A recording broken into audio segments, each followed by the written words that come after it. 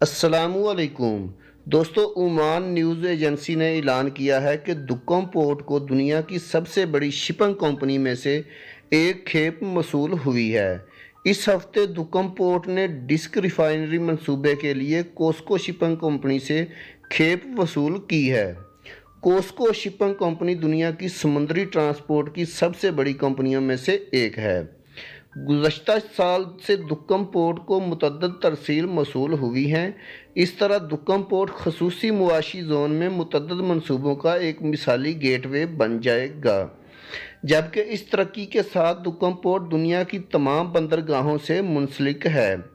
इसके बाद वजारत ट्रांसपोर्ट ने आज बरका नखल रोड, जो 38 किलोमीटर लंबा है, वो आज खोल दिया है।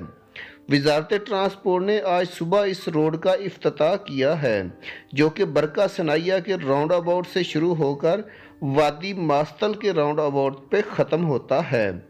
डुअल कैरेज वे में 7 इंटरचेंज, 2 नालों के पुल और 5 राउंड अबाउट शामिल हैं।